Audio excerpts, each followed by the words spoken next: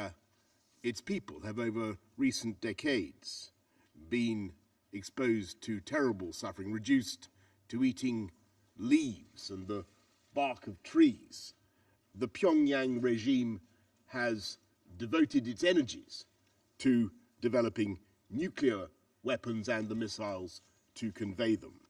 Last year alone, North Korea tested 2 nuclear devices and more than 24 ballistic missiles. This year, we've witnessed more missile tests, and I remind the Council that every one of those tests breaks 7 UN resolutions stretching back to Resolution 1695 passed unanimously in 2006.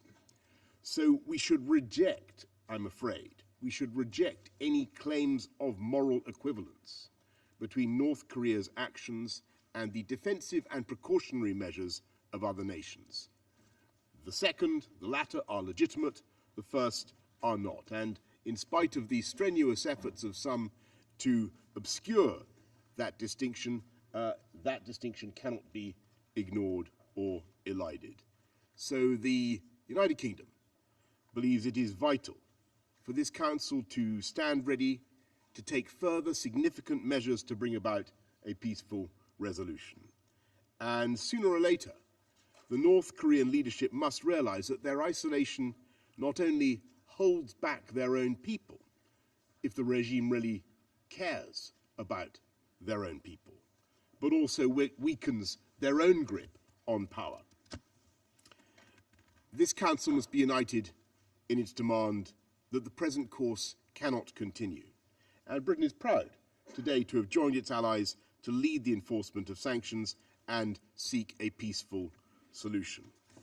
We urge other partners with direct influence on North Korea to use their leverage to the full, with the aim of easing tensions and ensuring compliance with the expressed will of the UN. There is a vital role for China and Russia, both of whom are neighbors of North Korea with influence on Pyongyang and as permanent members of this Council. Special responsibility they have for preserving international peace and security. The UK calls on Russia and China and other member states to use whatever influence they possess to restrain North Korea and guide its leaders towards a peaceful settlement. Last year, this Council decided to toughen sanctions on North Korea, including by restricting the regime's access to foreign currency. But the UN panel of experts has shown that not every member state is fully enforcing those resolutions. Most members of the UN have yet to obey the requirement in Resolution 2270 to submit a national report on their implementation of sanctions. The UK believes that all member states should reaffirm their commitment to enforcing UN sanctions against North Korea. We also have no doubt that negotiations must at some point form part of the solution. But first, it is reasonable to expect North Korea to make verifiable progress towards meeting its obligations to denuclearize the Korean Peninsula. For as long as Pyongyang continues to defy this Council, the conditions will not be helpful for resuming the six-party talks or negotiations in any other format. While the most pressing threat is North Korea's ballistic missile and nuclear ambitions, we must never forget the horrifying abuse the regime metes out to its own people, as documented in the UN Commission of Inquiry in 2014. This Council has discussed human rights in North Korea on previous occasions, and there should be no reticence about doing so. The UK fully supports the work of the UN Special Rapporteur on Human Rights in North Korea and the Office of the High Commissioner for Human Rights, both of whom perform the crucial task of investigating and recording these violations.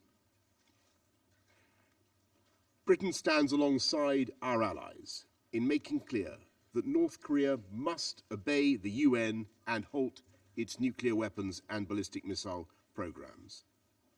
Disarming in a complete, verifiable, and irreversible manner. Only then can this Council be assured of the peace and security of the region. And only then can the people of North Korea have the chance of a better future. Thank you. I thank His Excellency Mr. Johnson for his statement. I now give the floor to His Excellency Mr. Workneh Gebeyahu, Minister of Foreign Affairs for Ethiopia. Thank you, Mr. President. Mr. President, we thank the U.S. Presidency for organizing this high-level briefing session on an issue which has serious implications for regional and international peace and security. We express appreciation to you, Mr. Secretary, for presiding over this important meeting. We also thank the Secretary General for his useful briefing. We are indeed deeply concerned by the extremely tense situation prevailing in the Korean Peninsula. No stone should be left unturned to de-escalate the situation. There is a real danger that it could get out of hand. This should never be allowed to happen and for the situation to spiral out of control. Mr. President, the activities of the DPRK is no doubt extremely dangerous.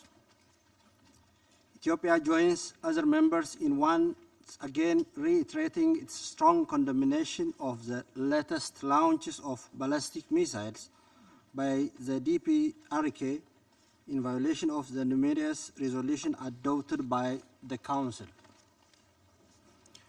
We need to find a lasting and comprehensive political and diplomatic solution to this long-standing issue through dialogue has never been more urgent than today.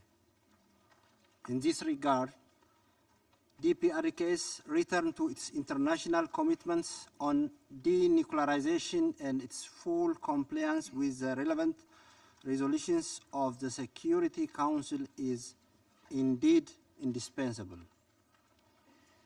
This no doubt would pave the way for a peaceful and comprehensive solution through dialogue. The DPRK has responsibility to do this. In the meantime, reduce the tension in the Korean Peninsula to ensure that matters would not go out of hand by accident. But the DPRK has to use the opportunity to avert what otherwise could be a slide into war from which no one would benefit. Mr. President, the full implementation by member states of the relevant Security Council resolution on the DPRK is also necessary. We believe the recent outreach activity by the chair of the 1718 committee with different regional groups will contribute in the implementation of the sanctions regime against the DPRK. We, on our part, have taken all necessary measures to ensure that Ethiopia is in full compliance with all that is called for by the relevant Council resolutions imposing sanctions on the DPRK. We will continue to do so to meet our obligation in this regard. I wish to conclude by reaffirming our commitment to fulfill our obligations and continue to engage constructively with the panel, which is tasked with the responsibility of monitoring the implementation of the sanctions regime imposed on the DPRK. We look forward to the restoration of reliable peace and security in the Korean Peninsula. We all need that. I thank you. I thank His Excellency Mr. Gebeyahu for his statement. I now give the floor to His Excellency Mr. Kairat Akhbarganimov, Minister for Foreign Affairs, Kazakhstan. Mr. President, distinguished Excellencies and colleagues, I would like to thank His Excellency Secretary of State Tillerson for convening this debate on DPRK a topic that unfortunately becomes highly relevant in the light of recent events. For Kazakhstan, its nation and leadership, nuclear disarmament, non-proliferation and nuclear security have been the essential priorities of our national policy since our independence. From the time of joining the United Nations in March 1992, my country has worked with steadfast determination to promote disarmament and non-proliferation globally. That's why I hope today's meeting will help the Council to come up with a collective multilateral action to bring peace to the Korean Peninsula and find ways to its denuclearization. My country strongly believes that the Security Council, as the single body entrusted to maintain international peace and security, should preserve its unity at this critical stage. And in this regard, we welcome the Council's recent statement stressing the importance of working to reduce tensions in the Korean Peninsula and beyond. We are all pained to see how the situation in and around the Korean Peninsula has worsened with the passage of time, resulting in a complete impasse. It was worrisome that the DPRK continues to launch ballistic missiles and conduct nuclear tests in flagrant violation of all relevant UN Security Council resolutions. As the co-chair of the 9th Conference on Facilitating the Entry into Force of the CTBT and the chairman of the Hague Code of Conduct Against Ballistic Missile Proliferation, my country applies every effort to promote the nuclear non-proliferation process. 5 nuclear tests have been conducted so far, and a 6th could be around the corner if we do not take real action aimed at diffusing tensions. Therefore, we urge DPRK to refrain from actions and have a negative impact on the nuclear disarmament and non-proliferation process and pose a threat to both regional and global security. We call on all member states to strictly observe the sanctions regime put in place under the all relevant Security Council resolutions aimed at the denuclearization of DPRK and on CTBT, which calls upon all states to refrain from conducting any nuclear weapon test explosions or any other nuclear explosion and to maintain their moratoria in this regard. And Kazakhstan co-sponsored resolutions of 2070, 2310 and 2321. The denuclearization of the Korean Peninsula is a key element in preserving broader security across Asia and Central Asia. Possession of nuclear arms by the North Korean regime will create a precedent that will undoubtedly lead to an escalation of the regional arms race, and given the temptation, might naturally cause further proliferation to balance DPRK's nuclear threat. We would like to give a reminder that the principal position of Kazakhstan is not only the most severe condemnation of the use of WMD by any party, but also the resolution of conflicts through dialogue and negotiations. Allow me to inform you that Kazakhstan is still struggling with the devastating legacy of the Cold War. This is why the closure of the 2nd largest nuclear test site and the announcement of the 4th largest nuclear arsenal in the world remains one of the proudest achievements of my country. Soon, together with our co-sponsors, we are going to launch first ever IAEA low-enriched uranium bank in Kazakhstan. As a non-permanent member of this august body, we bring the same passionate commitment to nuclear non-proliferation as one of our firm principles, goals, and priorities of our work as envisioned by my President Nursultan Nazarbayev of Kazakhstan in his address at the 70th session of UN General Assembly and his manifesto, The World, the 21st Century. I believe that all of the above gives Kazakhstan a strong moral right to call upon all member states and first and foremost DPRK to apply every effort in resolving this troublesome situation. Achieving this goal requires above all intensified dialogue between all stakeholders in the regional and global security, and my country is ready to contribute to that end. My country's non-nuclear status is the most convincing example that non-nuclear way of state development is the only promising one. We call on the DPRK to opt for the same choice. It has been proven that there is no situation for which there is no peaceful solution, and North Korea is no exception. As an example, in 2013, Kazakhstan's status as a trusted mediator allowed to facilitate the talks on Iranian nuclear program. which consequently contributed to the resumption of negotiations of the P5+1 and Iran. We are convinced that there is no other option but collective commitment to international obligations taken in accordance with Security Council resolutions.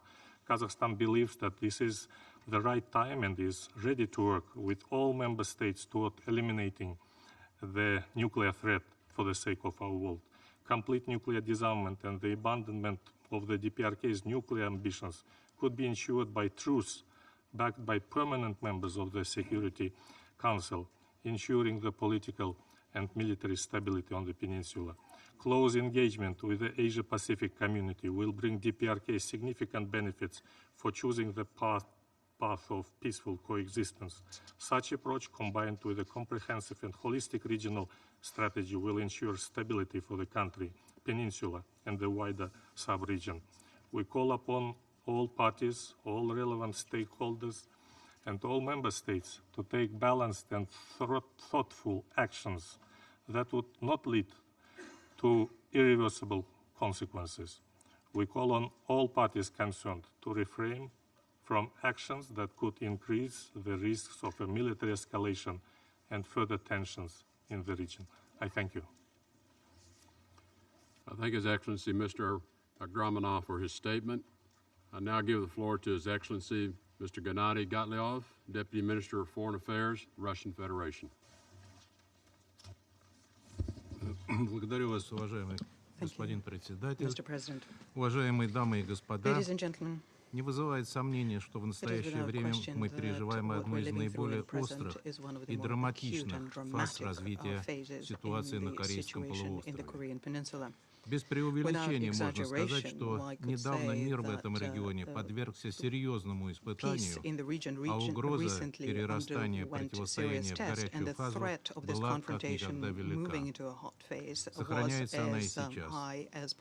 Воинственная риторика, сопряженная с опрометчивой игрой мускулами, привела к тому, что во всем мире всерьез стали гадать, будет война или нет. Как известно, в условиях такой напряженности один необдуманный либо неверно истолкованный шаг может привести к самым страшным и плачевным последствиям. В России с тревогой наблюдают за опасным развитием ситуации в регионе, частью которого мы сами являемся. Конечно, мы едины в осуждении провокационной ракетно-ядерной активности Пхеньяна, которая в последние полтора года приобрела опасную динамику. Хорошо понимаем чувства наших соседей, когда очередная ракета без предупреждения стартует с северокорейской территории, подвергая несоразмерным рискам морские и авиационные перевозки в регионе, а также жизни обычных граждан. Мы не приемлем такой деятельности КНДР, что подтверждается и нашей поддержкой соответствующих санкционных резолюций Совета Безопасности ООН 2270 и 2321. Призываем северокорейские власти свернуть свои запрещенные программы и вернуться в режим нераспространения ДНЯО и контроля МАГАТЭ. В то же время всем должно быть ясно, что КНДР навряд ли откажется от ядерного оружия, пока будет ощущать прямую угрозу weapons for as long as they understand there's direct threat to their security. And that is exactly how the North Koreans view the regular, large-scale maneuvers and exercises by the United States and their neighbors in the region. And that's how they view the American Navy squadron into the region this month. An additional destabilizing factor in the region is what was passed in Washington and Seoul last year. This was done in the line of the wrong logic of creating a global anti-missile defense. The decision was to place on the territory of the Republic of Korea elements of the American anti-missile defense system THAAD. We have said on many occasions that this step, to put it mildly, will not be viewed with enthusiasm by Pyongyang, but it also undermines the existing military balance in the region and therefore brings into question the security of neighboring states. We're not the only ones who view this in a very negative way. We call upon, once again, the United States and the Republic of Korea to review the desirability of such a step and call upon other members in the region to resist the temptation to become involved in such destabilizing efforts. As regards international sanctions against the DPRK, here, once again, we would like to say that we're committed to their implementation. At the same time, such measures should not become a goal in itself. They should rather be an instrument helping to involve this country in constructive negotiations on existing issues. Resolving the nuclear issue of the Korean Peninsula through sanctions and pressure on Pyongyang alone is not possible. Sanctions should not be used to either economically suffocate the DPRK, nor should they be used to worsen the humanitarian situation in the country. This particularly applies to the illegitimate, one-sided unilateral restrictions which hit civilian sectors which are not related to the missile nuclear programs of the country. Such sanctions are the reasons for a serious deterioration of the living conditions of the North Koreans. And by the way, this is something that we have the most recent report of the Office of the Coordination for Humanitarian Affairs. They are justifiably very alarmed by this. Let us also accept that basically the humanitarian exemptions provided for in the sanctions regimes of the Council do not work. Because of the ban on correspondent relations with the DPRK, because of that, it has become impossible to purchase goods and foodstuffs abroad necessary for the economy. Because of the way the banking system in DPRK works, it is very difficult to obtain funding for those UN humanitarian agencies which are still yet working in the country. Because it's not possible to replenish their foreign currency reserves because of existing restrictions, because of that, Pyongyang could find itself in a situation where physically impossible for them to give to the UN those funds which are to be channeled to them with the permission of the committee on this banking issue. At another point is the situation as regards the diplomatic missions in Pyongyang. We should not allow a situation wherein they continue to find it difficult to work, and this is because of the restrictions placed on the country. We have raised this issue on many an occasion at meetings of the Sanctions Committee, but because there is an obstructionist position taken by individual members, the situation haven't budged an inch. Madam President, Mr. President, of course, the DPRK is conducting itself in an appropriate way. It refuses to abide by the laws of the international community, which we have contained in the Security Council resolutions. At the same time, options of using force are completely unacceptable and can lead to catastrophic consequences to the Korean Peninsula and to the region of Northeast Asia as a whole. Our choice should be in favor of using our diplomatic tools to the maximum extent possible. In current conditions, all countries and parties involved should display calm and restraint and not undertake steps which could lead to the escalation of tension. We need to view the settlement of the situation in the context of the whole gamut of issues amongst parties and thus create the conditions to denuclearize the DPRK. And this is impossible without normalizing the general military and political situation, without refusing to build up on military infrastructure, without scaling down the maneuvers, without building trust among states in the region. We are convinced that there is no alternative to the political settlement of the nuclear issue of the Korean Peninsula on the basis of the joint statement issued by the participants of the six-party talks, dated 19th September 2005.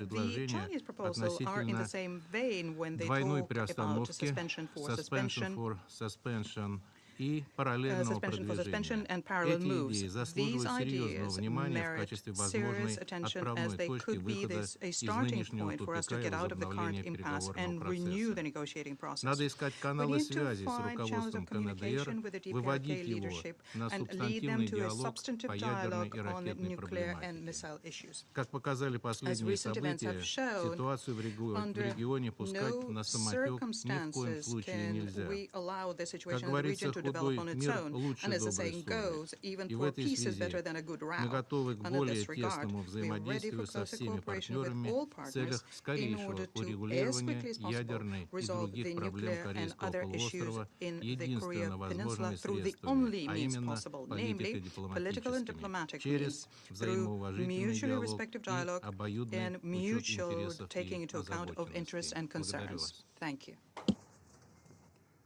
I thank His Excellency Mr. Godliaw for his statement.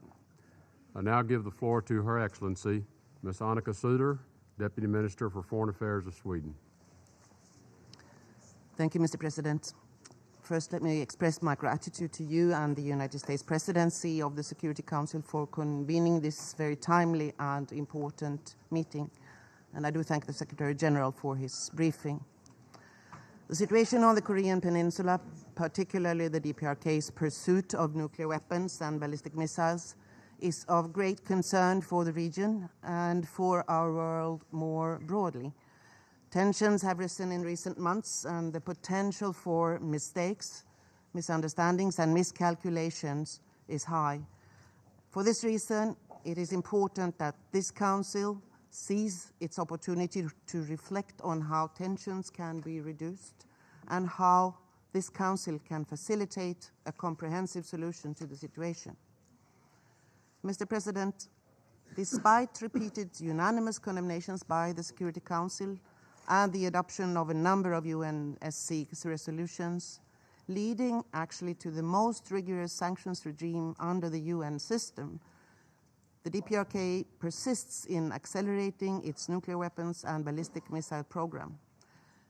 In doing so, the DPRK continues to show blatant disregard for its international obligations, and it continues to threaten international peace and security.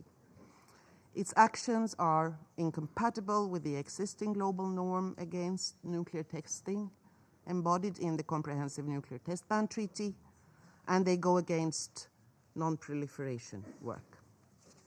Therefore, we call on the DPRK to take immediate steps towards a complete, verifiable, and irreversible dismantlement of its nuclear weapons and its missile program. This will help pave the way for peaceful and prosperous development on the Korean Peninsula. In addition, it is clear that there is a need for a regional security arrangement in the medium term to be able to realize this goal in full. Meanwhile, sanctions must be duly implemented to have the desired effect. This is also a matter of credibility for the entire UN system. Yet, the implementation of the sanctions against the DPRK remains insufficient and highly inconsistent, as highlighted in the latest report of the panel of experts to the Sanctions Committee. The recommendations provided by the panel must be followed up, and there is a need for a stronger political commitment by all UN members in this regard. We need additional capacity at all levels to ensure better compliance with the letter and the spirit of the resolutions adopted by this Council. But sanctions alone will not solve the situation on the Korean Peninsula. Now, diplomacy is crucial. Intensified and creative diplomatic efforts are urgently needed to prepare for a peaceful, diplomatic, and comprehensive solution. The press statement in response to the latest ballistic missile launch, that statement confirms the continued commitment of this Council to dialogue. The situation must be approached without prejudice, and we must be prepared to consider both new and previous proposals and agreements. Sweden is ready to do its part to fulfill this goal. Sweden and our embassy in Pyongyang is the protecting power of US interests in DPRK and also for Canada and Australia. We're also a member of the Neutral Nations Supervisory Commission, NNSC, and we, in this context, strongly encourage the DPRK to resume contact and cooperation with that commission at the border station in Panmunjom. This could also contribute to reducing tensions and increase trust and transparency. Mr. President, I would also, like others, like to take this opportunity to draw attention to the extremely worrying human rights situation and precarious humanitarian conditions in the DPRK. It is the duty of all of us to continue to highlight the atrocities being committed by the regime against its own people, and the international community should continue to pursue accountability for these crimes. But we should also look to the humanitarian situation of the people of the DPRK to avoid increased suffering as we implement the sanctions. Mr. President, the pursuit of weapons of mass destruction represents one of the gravest threats to international peace and security. Preventing their development and use is a crucial responsibility of this Council.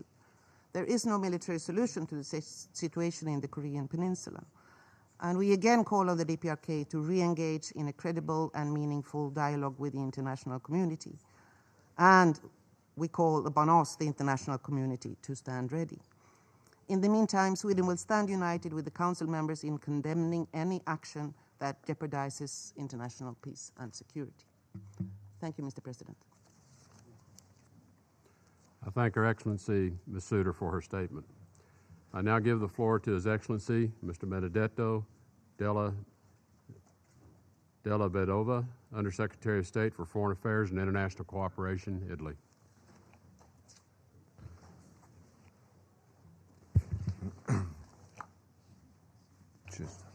Okay. Thank you, Mr. President. I would like, first of all, to thank the Presidency for convening this timely meeting on such a key and pressing priority for the United Nations Security Council. I think that this body must deploy any possible effort to solve the crisis exacerbated by the Democratic People's Republic of Korea's persistent ambition to pursue its military nuclear program. Italy condemns in the strongest terms all the nuclear tests and ballistic missile launches carried out by the DPRK.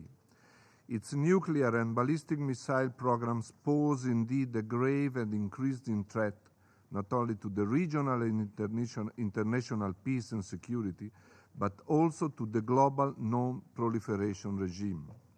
We all share a common sense of urgency, since we rightly presume that, through its tests or launches, the DPRK is making advances in its military nuclear technology and capability. Such progress represents an exceptional level of threat for the international community. For this reason, Italy will continue to fully support the implementation of an effective sanctions regime as a tool to produce a change of behavior in the DPRK leadership. We are also ready to reinforce this sanctions regime in case of additional nuclear tests or, if necessary, to reach the objective of a peaceful and comprehensive solution of the issue. We strongly believe that a consistent and full implementation of the sanctions is the only way to make them effective in the framework of a comprehensive strategy for long-term peace and security. In this regard, let me recall what the panel of experts stated last February, that the implementation of the sanctions regime remains insufficient and highly inconsistent, while, I quote, all member states should reaffirm their commitment to rigorous enforcement of the United Nations sanctions. Sanctions must remain an instrument of a broader strategy, not an end in themselves. Such a regime requires member states' awareness and dedication in good faith.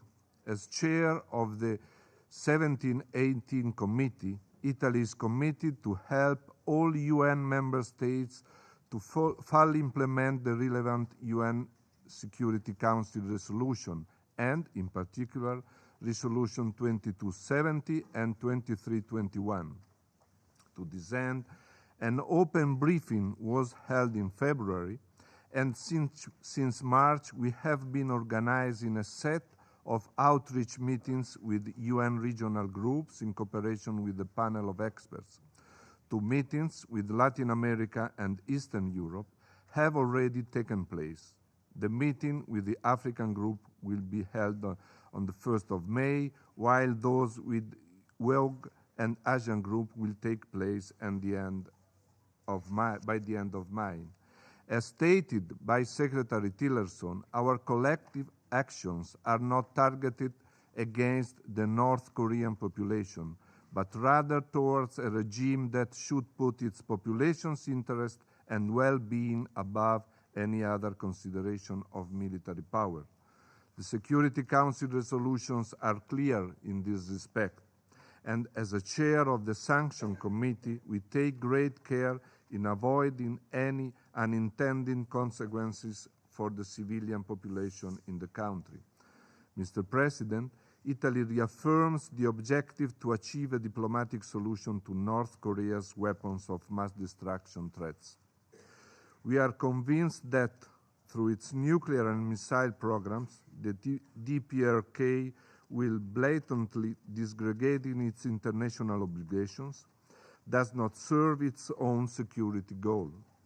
On the contrary, we are convinced that the DPRK could much better meet its security needs by abiding by its international obligation under UN Security Council resolutions and its commitments under the joint statement of the 6-party talks of September 2005. Furthermore, a few weeks from the commencement of the NPT next review cycle, Italy reiterates its demand to the DPRK return at an early date to the NPT and International Atomic Energy Agency safeguards. Finally, allow me to underline that the DPRK illegal nuclear and missile programs cause a deplorable diversion of crucial resources that should be devoted to the primary needs of the people of North Korea. We believe that the DPRK, by immediately repealing its nuclear and ballistic missile programs, would create the conditions for its reintegration in the international community and generate opportunities to improve its economy and the standard of living of its people. Thank you. I thank His Excellency Mr. Della Vedova for his statement. I now give the floor to His Excellency Mr. Yoon Byung-se, Minister of Foreign Affairs of the Republic of Korea.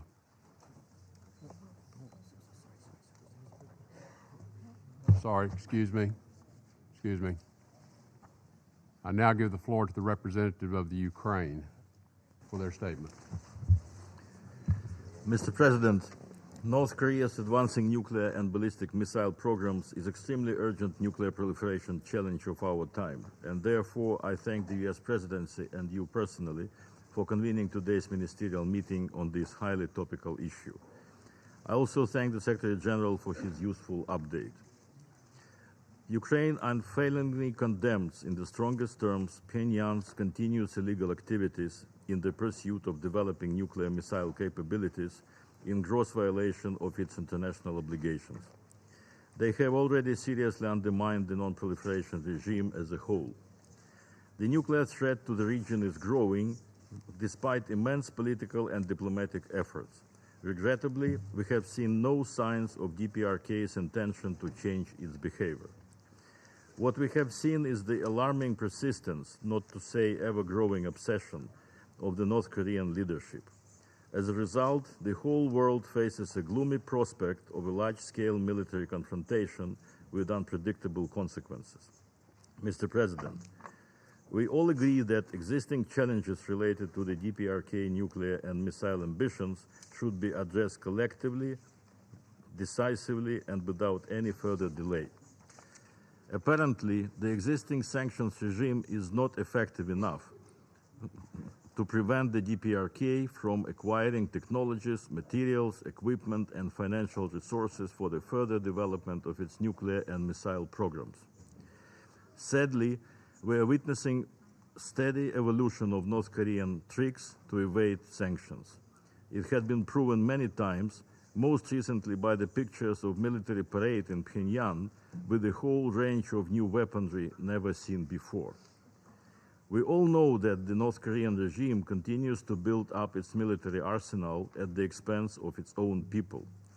The impact of diverting resources has already produced a downward spiral of the steady deterioration of the quality of life for ordinary citizens. But does the regime care? Absolutely not. Mr. President, Ukraine's stance in this regard has been consistent. The Council should find ways to increase international pressure on the North Korean regime to respond to its reckless, unabated behavior. We do believe that only robust steps by the Council could put an end to the systematic and brutal violations of international law and eradicate the growing nuclear threat in Southeast Asia. We must not allow Pyongyang to continue discrediting the role of the Security Council in the context of global non-proliferation efforts. What could be the ways to effectively curb the North Korean nuclear threat? You clearly outlined them, sir, in your own statement. Undoubtedly, unconditional and faithful compliance with Security Council's resolutions is a key prerequisite to lower the level of the threat in the region and to prevent new provocations. Yet the Council may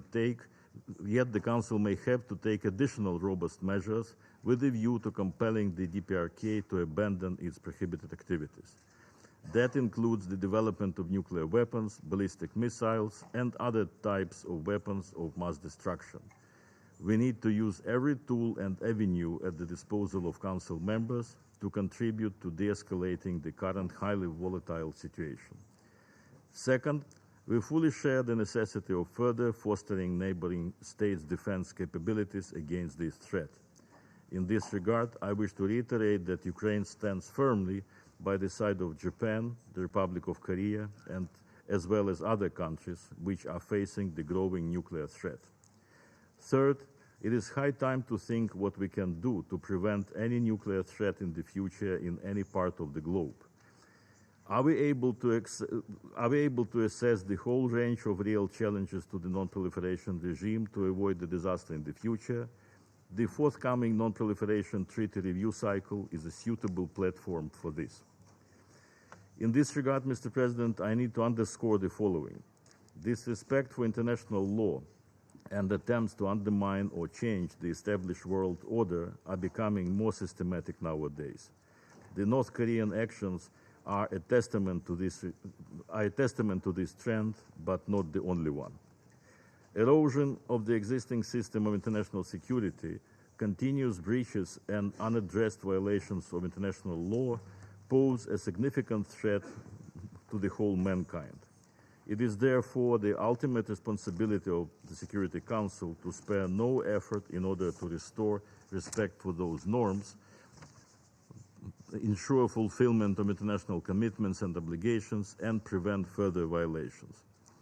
As a country that had voluntarily renounced its own nuclear arsenal and has been strictly abiding by its obligations related to non-proliferation of nuclear materials, technologies, and their means of delivery, we are convinced that a world without nuclear weapons should remain a real policy goal for all concerned parties and not a theoretical concept which is sneered at by some. If nuclear powers are serious about nuclear non-proliferation and eventual disarmament, they could strengthen global non-proliferation regime immensely by making nuclear disarmament a success story. Based on Ukraine's experience of confronting aggression from the nuclear state, this aspect is of particular importance to my own country. The brutal violation of the international obligations, including under the 1994 Budapest Memorandum by the permanent member of this Council, who put its signature under the assurances of sovereignty and territorial integrity of Ukraine, contravenes the whole UN-based security system created after World War II. The international community has collective responsibility to restore respect for international law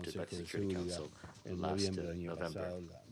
That's Resolution 2231. In that resolution, the Security Council reaffirms its support for these six-party talks and asks that these talks resume and refers to the objective of the verifiable denuclearization of the Korean Peninsula in a peaceful manner.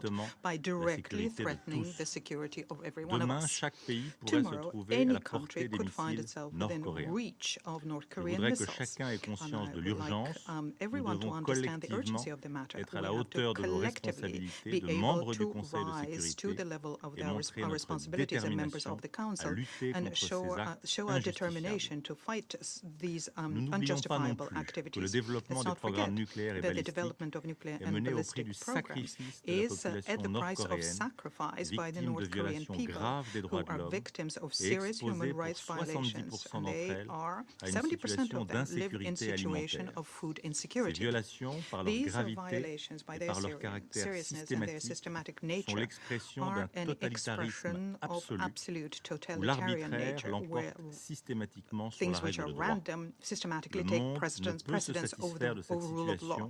The world cannot be content with this situation because it tramples underfoot everything that we have tried to painstakingly create, in particular here at the United Nations. Given such a threat, the commitment of the international community and the Security Council has to be firm, has to be clear, has to be visible. Our goal can only be complete denuclearization of the Korean Peninsula. The Council reacted energetically to the irresponsible activities of Pyongyang. It condemned nuclear tests and put together a sanctions regime which is fast and consistent. This was reinforced at each test and twice in 2016 through resolutions 2270 and 2321. France contributed towards the adoption of these resolutions and welcomed them. As was done yesterday vis-à-vis Iran, sanctions obviously are not a goal in and of themselves. They are just a means of bringing North Korea to reason and making them accept the denuclearization of the peninsula. We can, however, but regret the uneven implementation of the sanctions. This seriously undermines the effectiveness of what the international community is doing. We call upon all states, without exception, to ensure that they are implemented rigorously and without reservation when it comes to the decision of the Security Council by all of the actors on their territory, as is required in the United Nations Charter. I understand that there may be technical and practical difficulties here. It is therefore up to the Council to continue extending assistance for those who need it. Tandis que la Corée du Nord persévère dans la voie de la prolifération et que le danger qu'elle fait peser sur la paix et la sécurité s'accroît, notre position doit demeurer déterminée et sans ambiguïté. À d'autres provocations de Pyongyang, la communauté internationale et le Conseil de sécurité doivent être prêts à répondre par de nouvelles mesures. La Corée du Nord doit être consciente que la poursuite de ces programmes et la réalisation de nouveaux essais auraient nécessairement un coût important, notamment via l'imposition de nouvelles sanctions, tout en préservant la population victime de ces dirigeants. Mais notre action ne peut se contenter de s'inscrire uniquement en réaction aux agissements nord-coréens. Il est urgent de prendre l'initiative avant que la Corée du Nord ne dispose d'une arme nucléaire opérationnelle. La communauté internationale doit renforcer sans délai, de manière conjointe et coordonnée, la pression diplomatique et économique sur la Corée du Nord afin qu'elle abandonne ses activités proliférantes. La reprise des discussions en vue de trouver une solution négociée est aussi essentielle, mais le dialogue ne pourra être relancé qu'à condition que la République populaire démocratique de Corée s'y engage de bonne foi et renonce à ses objectifs nucléaires. La France, pour sa part, est déterminée. Elle s'investira pleinement en tant que membre permanent du Conseil de sécurité, mais aussi de l'Union européenne, afin que les Nations unies et l'Europe tirent les conséquences de cette menace inacceptable pour la paix et la sécurité internationale. Je vous remercie. I thank the representative of France for his statement. I now give the floor to the representative of Bolivia. Muchas gracias, señor presidente. Thank you very much, Bolivia Mr. desea President. agradecer a la Bolivia would like to presidencia por thank la the presidency convocatoria for a convening esta reunión. this Lo meeting. mismo deseamos agradecer We would al also like to secretario general, thank señor the Antonio Secretary Guterres, General, por el informe Antonio proporcionado Guterres, for the en report he esta has given us ocasión. on this occasion. Bolivia desea destacar Bolivia el would like to propósito highlight principal de la the main Carta de purpose Naciones of the UN Unidas Charter en cuanto a tomar with medidas respect to taking colectivas collective eficaces measures para which are prevenir effective y eliminar to prevent and to eliminate amenazas u otros threats quebrantamientos a la or paz other y breaches para to suprimir peace actos de and agresión to y lograr por eradicate medios acts of aggression pacíficos and to y achieve de through peaceful conformidad means con los and in principios de la accordance justicia y with del the derecho principles of justice internacional, and international el law ajuste o arreglo de controversias. to settle El disputes. Estado plurinacional de The Bolivia, en plurinational state of cumplimiento Bolivia, con su in constitución compliance with política del its Estado, political ratifica constitution, su condición de Estado reaffirms its pacifista, condition as a rechazando pacifist toda state, agresión como rejecting any instrumento de aggression solución de as an instrument to resolve controversias the diferendos disputes, y conflictos entre los pueblos y controversies los or estados. conflicts between peoples and states. En ese sentido, el gobierno In del that respect, presidente Evo Morales the estableció una government política of de President Evo rechazo a Morales cualquier tipo de established a policy to confrontación reject bélica any o de kind otra of índole. bellicose confrontation or of any other Señor nature. presidente, con el fin de evitar Sir, with a view confrontaciones to bélicas, avoiding vemos como esencial la bellicose necesidad de avanzar confrontations, hacia el we see objetivo the need to move prioritario towards the del desarme priority nuclear of nuclear en todo el disarmament planeta. throughout the planet. América Latina y el Caribe, mi región, se constituyeron una zona libre de armas nucleares gracias a la firma del Tratado de Tlatelolco, que en este 2017 cumple 50 años, constituyéndose en la primera región libre de armas nucleares. Señor Presidente, en tal sentido y siguiendo esta misma línea de no proliferación, reiteramos nuestro más firme rechazo y condena al lanzamiento de misiles balísticos y realización de pruebas nucleares por parte de la República Popular Democrática de Corea, siendo el último realizado el 15 de abril. Esta actitud constituye una amenaza a la paz y seguridad internacionales. En ese sentido, reclamamos la unidad del Consejo de Seguridad para encarar esta situación. El cumplimiento de las resoluciones de este Consejo es fundamental para cumplir con este objetivo. Asimismo, recordamos que las sanciones no son un fin en sí mismo, sino un medio para alcanzar un objetivo. Como lo recordó la reciente reunión de ministros de Relaciones Exteriores del Grupo de los 77, Bolivia también rechaza las sanciones unilaterales en este y en cualquier otro caso, y por eso promueve que el Consejo de Seguridad y a través de los mecanismos multilaterales se tomen las acciones pertinentes.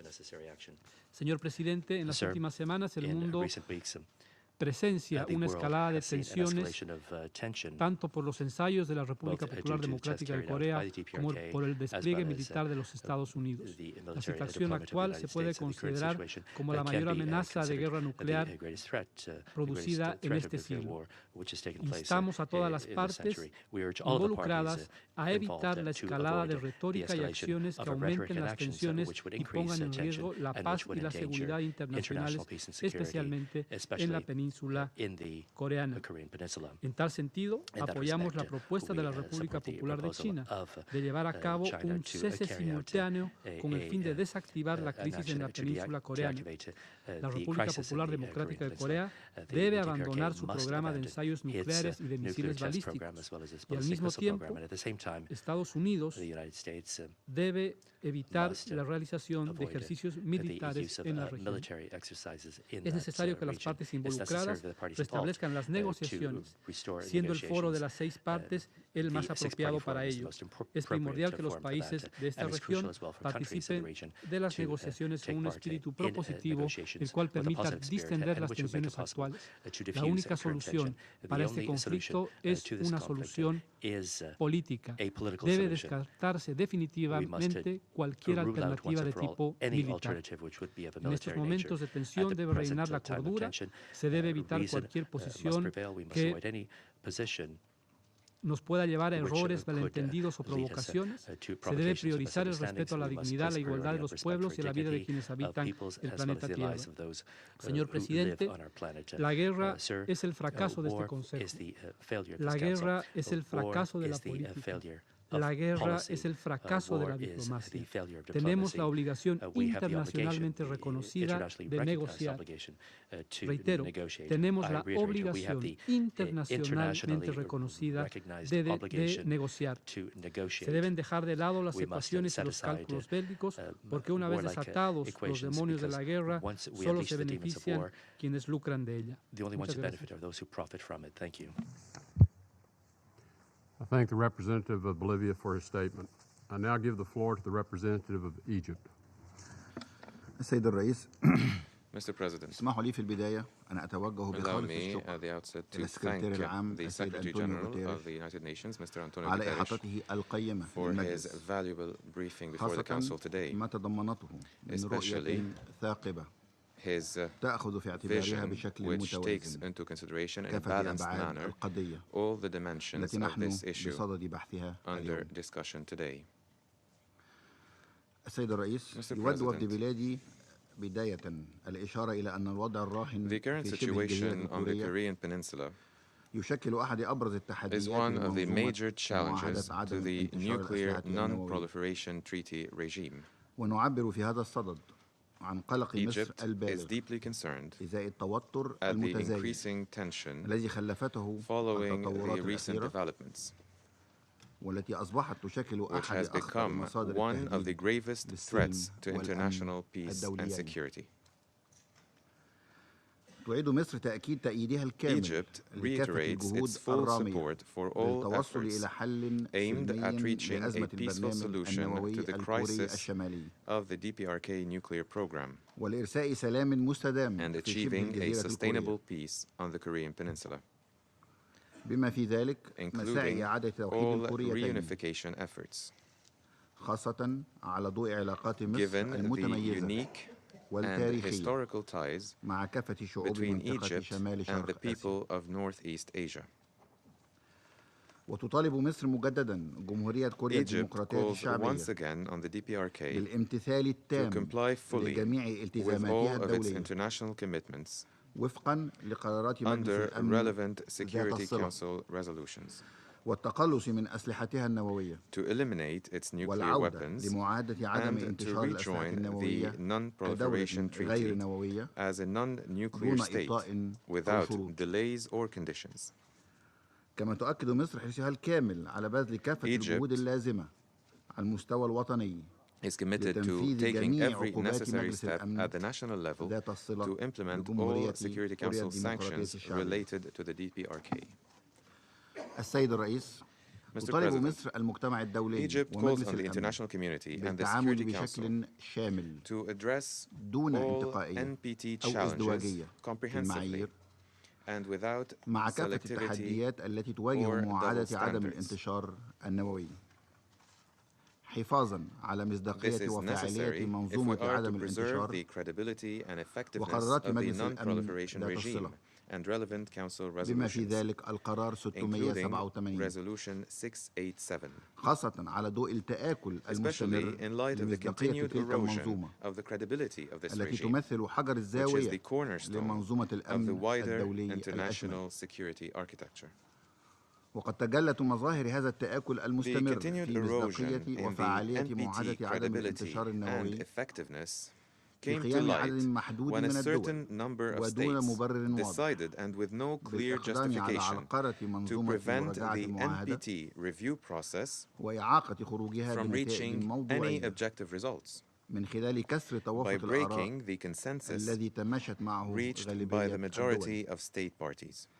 إذكاء لمواقف They did سياسية so in بعيدة service كل of البعد political عن agendas الالتزامات that run التي counter تفرضها to المعاهدة state party على أطرافها obligations under the NPT وبشكل لا يتفق and مع to the طبيعة الرسالة unified الموحدة message التي that we ينبغي should all إيصالها send, بشأن حرص المجتمع namely that the الدولي international community على تحقيق is عالمية committed to achieving المعاهدة the universality of the treaty والتعاطي مع تحديات and is عدم committed to الانتشار dealing with ونزع all السلاح nuclear النووي من non-proliferation and منظور disarmament شامل challenges ومتوازن in a دون comprehensive انتقائية. and balanced manner without any selectivity. السيد الرئيس Mr. ختاما فإن President, مصر تشجع in كافة closing, الأطراف we على encourage all الالتزام parties بضبط to النفس exercise والسعي self-restraint لاستئناف and to المحادثات resume الهادفة talks للتوصل to إلى reach a تسوية peaceful سلمية settlement في as أقرب soon as فرصة possible. ونتوجه في هذا السياق بنداء In this regard, لجمهورية we call كوريا on the الديمقراطية DPRK الشعبية to للتجاوب مع respond مساعي to العودة the calls للحوار for the resumption of the talks والتوقف عن أي and to إجراءات cease من any شأنها زيادة activities that التوتر would lead to والتصعيد. further tension and كما escalation. نطالب كافة الأطراف We also الدولية urge all الأخرى other international parties بتوفير الظروف to المواتية provide the necessary للتوصل conditions لتسوية for an agreed توافقية settlement تكفل that تحقيق would ensure السلم regional والأمن and international الإقليميين peace and security والدوليين على النحو in a manner الذي تستهدفه consistent أهداف with the goals ومبادئ and الأمم principles of المتحدة the UN ومعاهدة عدم and the الانتشار. NPT. ونؤكد استعداد مصر Egypt للقيام stands بكل ready الجهود to make الممكنة every لدعم possible التوصل effort to لتسوية support سلمية such a peaceful لهذه الأزمة settlement to this crisis بما يكفل تحقيق and السلم والأمن maintain على peace and المستويين security in the الإقليمي region والدولي. and beyond. وشكرا السيد الرئيس. Thank you, Mr. President. I thank the representative of Egypt for his statement. I now give the floor to His Excellency Mr. Yoon Byung-se, Minister for Foreign Affairs of the Republic of Korea. Mr. President, Secretary General Guterres, distinguished ministers and representatives, let me join others in thanking Secretary Tillerson for convening this very timely meeting and Secretary General Guterres for his comprehensive briefing. This ministerial meeting of the Security Council, the first ever on the denuclearization of North Korea, demonstrates the sense of gravity and urgency shared by all members of the international community. North Korea is now at the final stage of nuclear weaponization and claims to be a nuclear weapon state, as it has declared in its amended constitution. Since the first North Korean nuclear crisis a quarter century ago, North Korea has made huge advancements in all areas of its nuclear weapons and missile programs through 5 nuclear tests and numerous missile launches. We have witnessed, first, an exponential growth in its nuclear weapons capabilities from what used to be a few kilograms of plutonium back in 1992 to significant nuclear arsenal now. Second, a rapid development of ballistic missiles of all types and ranges that now threaten to reach every corner of the world.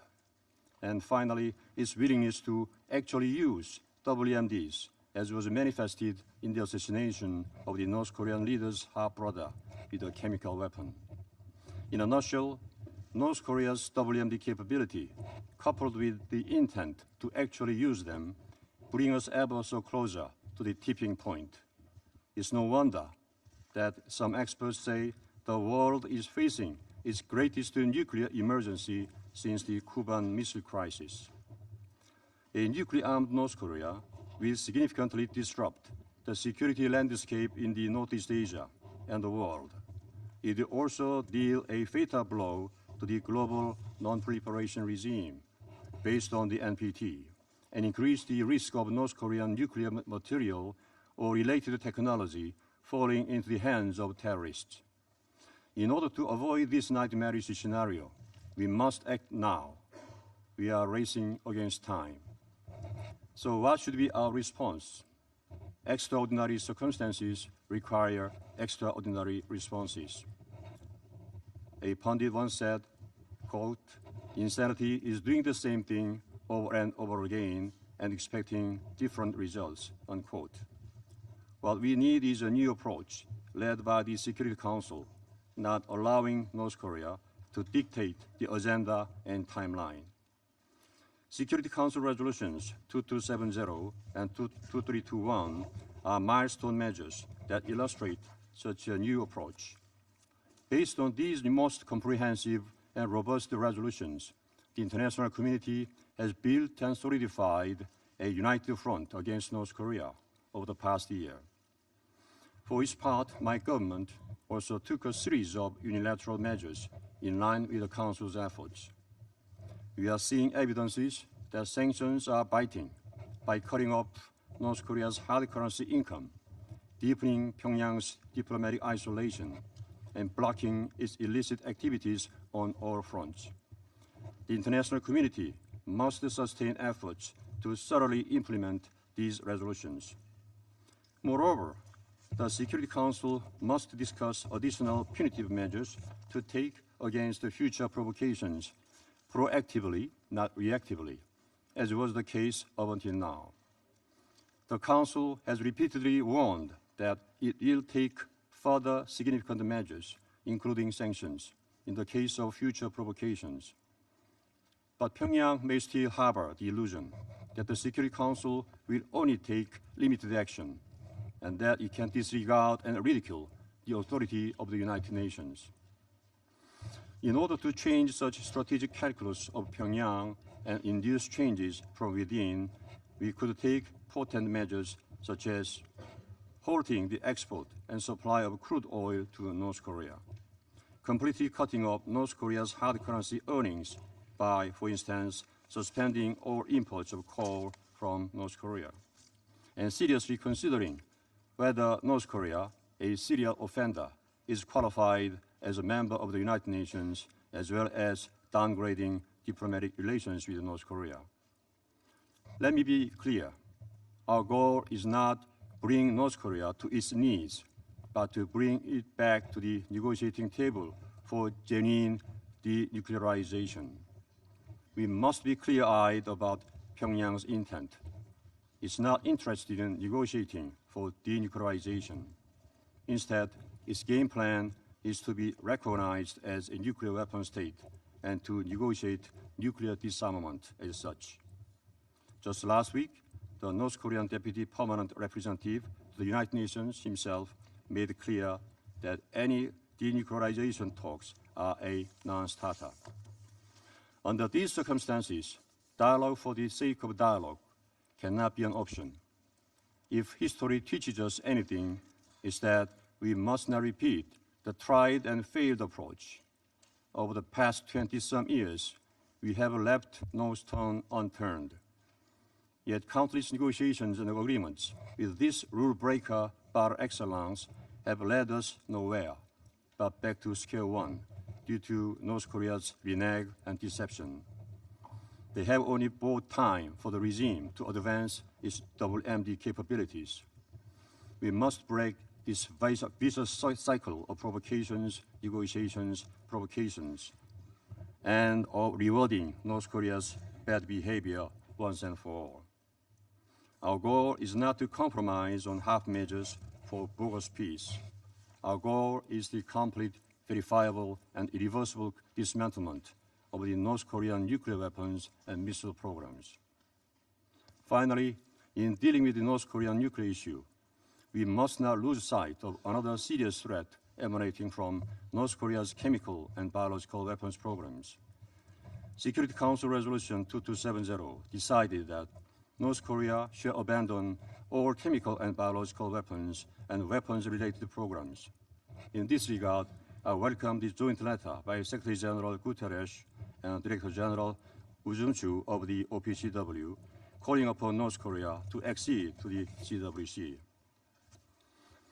Mr. President, history tells us how in the first half of the 20th century, the failure to counter Nazi ambitions led to the outbreak of the Second World War. If we do not respond to North Korea's repeated provocations in a resolute manner now, we'll only further feed the appetite of the trigger-happy regime in Pyongyang. In this regard, should North Korea conduct a sixth nuclear test or launch an ICBM, it will be a game changer for all of us. This is why it is critical that this time the entire international community continue to maintain the unprecedented unified front against North Korea. This is the last opportunity to break and reverse this process. The heavy responsibility is incumbent on all of us. With regard to the deployment of a SAD battery system in my country, it is purely a defensive measure in the face of such existential threat from North Korea. It's not aiming at any third country. Furthermore, legitimate annual U.S.-South Korea military exercise is a defensive and transparent exercise. This cannot be put on a par with North Korea's breach of obligations under the UN Security Council resolutions. Mr. President, as this is my last appearance in the Security Council, I'd like to take this opportunity to express my deepest gratitude for the unflinching support members of the Security Council have rendered to me and my government over the past 4 years in confronting North Korea's nuclear and missile challenges. I assure you that the Republic of Korea will continue to be a stalwart partner in the Council's efforts to safeguard international peace and security. Thank you very much. I thank His Excellency Mr. Yoon for his statement. I shall now make a further statement in my capacity as Secretary of State of the United States. First, I appreciate all of the statements that have been made by you, and I have received those statements in the constructive spirit in which I know they've been offered. I also want to acknowledge the presence of a large number of ambassadors with us today. Your presence gives strength to the importance of this issue and is a visible demonstration of the importance of this issue to the international community, and I welcome you and I appreciate you being here. As has been stressed repeatedly in many of your statements today, North Korea has failed to honor its commitments of the past. It is making promises which it has broken.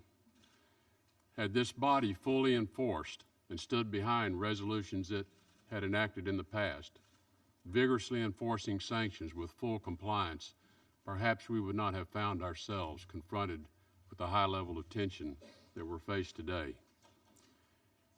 We will not negotiate our way back to the negotiating table with North Korea. We will not reward their violations of past resolutions. We will not reward their bad behavior with talks. We will only engage in talks with North Korea when they exhibit a good faith commitment to abiding by the Security Council resolutions and their past promises to end their nuclear programs. And that is why we must have full and complete compliance by every country to the resolutions that have been enacted by this body in the past. No relaxation in the vigorous implementation of sanctions. And we have called for those sanctions to be extended to other areas as well on a voluntary basis, and we're calling globally for all countries to participate in exerting pressure on North Korea. This is the way you make your voice heard, is through action. Any failure to take action diminishes your vote for these resolutions of the past, it diminishes your vote for future resolutions, and it devalues your seat at this council.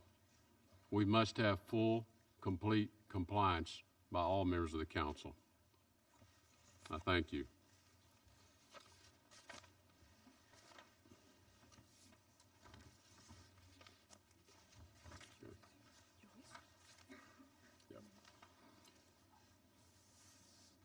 I now resume my function as President of the Council.